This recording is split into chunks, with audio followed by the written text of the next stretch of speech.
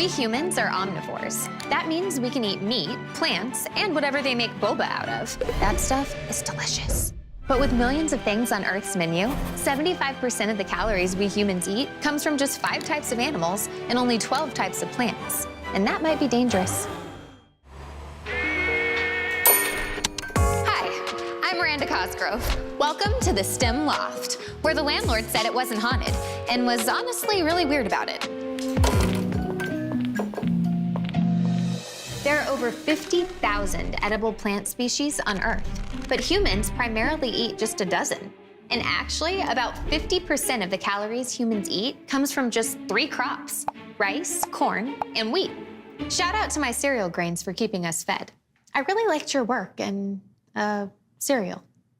The other big plants are sugarcane, soybeans, potatoes, palm oil, and cassava.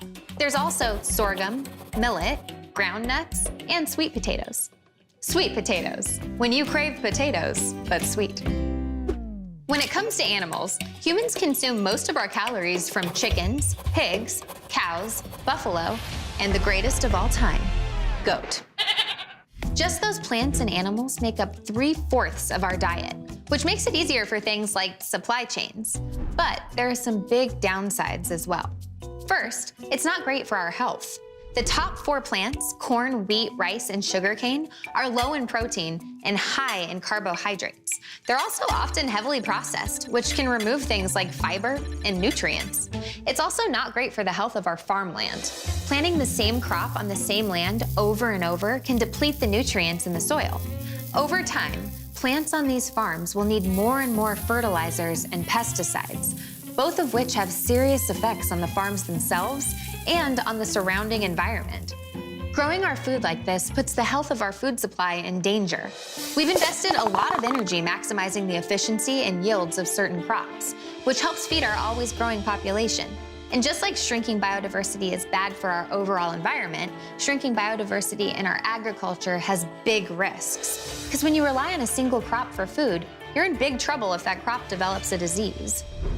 Up until the 1950s, the main banana we grew was a different variety called Gros Michel. Oh, sorry, it's French. I meant Gros Michel.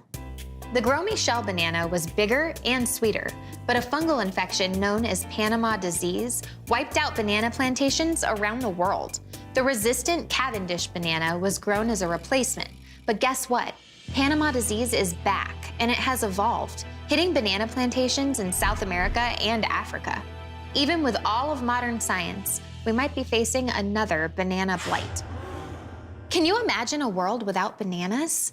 That would be bananas. But it's not just bananas. Between 1845 and 1852, a potato blight hit Ireland, a country that heavily relied on a single species of potato.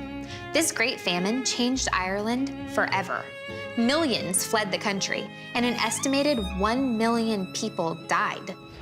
As climates change and temperatures fluctuate, the crops and animals we rely on most are under pressure from more than just disease.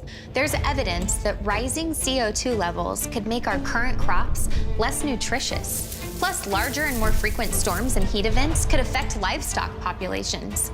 Between 1900 and 2000, 75% of the world's crop varieties have disappeared. And these aren't obscure fruits and veggies. We're talking different species of coffees, grapes, cows, gone forever. Okay, so what can we do? Because we can't stop eating. It may sound simplistic, but a solution to growing too few types of foods is to grow more types of foods. A wider variety of crops would help insulate our food supply from environmental problems or disease, maintain soil nutrients, and reduce the need for fertilizers and pesticides. There are grains like fonio that can take the place of cereal crops, or ube that can take the place of russet potatoes.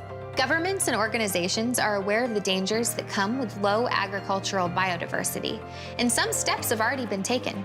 For example, California has an entire Office of Environmental Farming and Innovation, and the European Union is literally paying farmers cash to go organic or diversify their crops. Talk about a cash crop.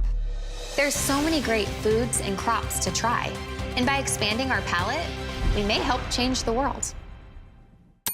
Hey, it's Miranda Cosgrove, your favorite host of Mission Unstoppable.